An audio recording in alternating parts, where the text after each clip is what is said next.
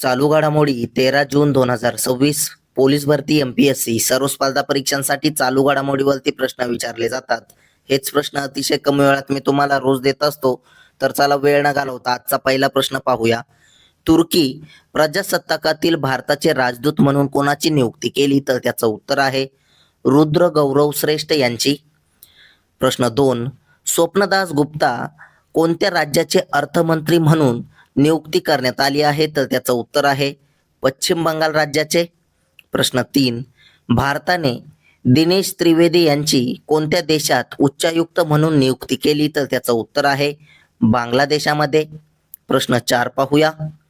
पंतप्रधान मोदी कोणत्या देशातील नीस शहरात इंडिया इनोव्हेट्स परिषदेचे उद्घाटन करतील? तर त्याचं उत्तर आहे फ्रान्स या देशामध्ये. प्रश्न 5. कोणत्या IITने सायबर सुरक्षा अभ्यासक्रम सुरू केला आहे? तर त्याचं उत्तर आहे IIT कानपूरने. प्रश्न 6 पाहूया. सौर ऊर्जेवर चालणाऱ्या चरख्यांच्या वापराला मान्यता देणारे आणि त्याला प्रोत्साहन देणारे भारतातील पहिले राज्य कोणते बनले आहे? तर त्याचं उत्तर आहे उत्तर प्रदेश राज्य. उत्तर प्रदेश राज्याची राजधानी आहे लखनौ. मुख्यमंत्री आहेत योगी आदित्यनाथ व राज्यपाल आहेत आनंदीबेन पटेल. प्रश्न 7.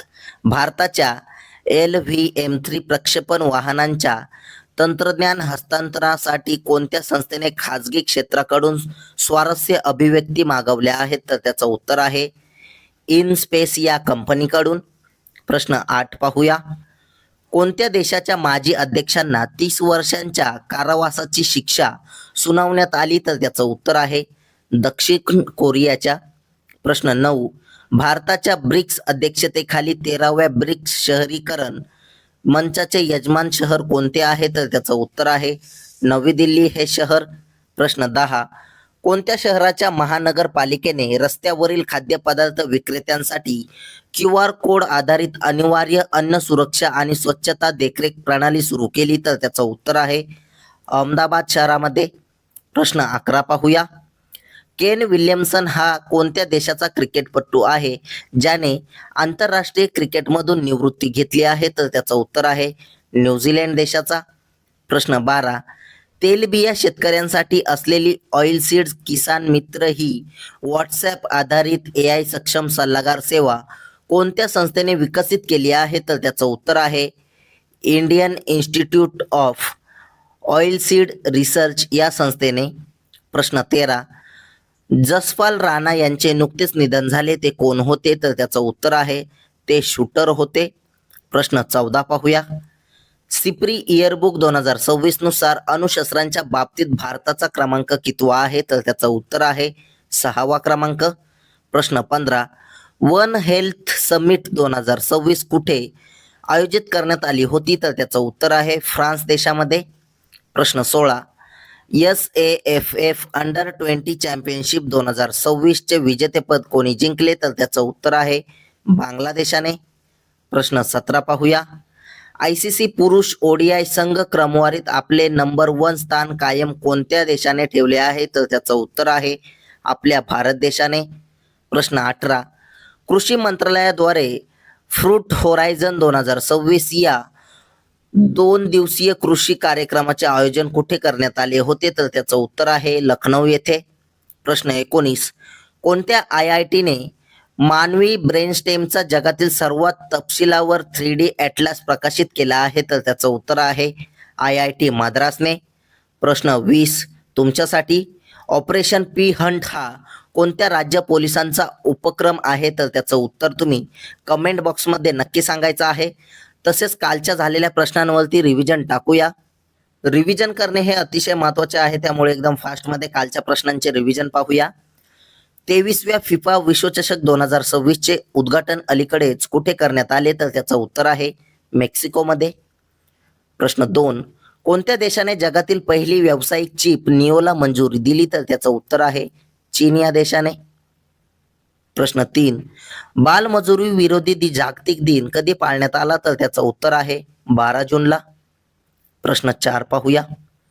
कोणत्या देशाने जगातील पहिले कायमस्वरूपी अणुकचरा साठवण केंद्र उभारले आहे? तर त्याचं उत्तर आहे फिनलँड देशाने. प्रश्न 5. दालचिनीच्या व्यावसायिक लागवडीला चालना देण्यासाठी आयोजित 2 दिवसीय आंतरराष्ट्रीय कार्यशाळेचे उद्घाटन करण्यात आले. ते कुठे? तर त्याचं उत्तर आहे उत्तराखंड राज्यामध्ये. उत्तराखंड राज्याची राजधानी आहे देहरादून. मुख्यमंत्री आहेत पुष्कर सिंग धामी व राज्यपाल आहेत गुरमीत सिंग हे. प्रश्न 6 पाहूया.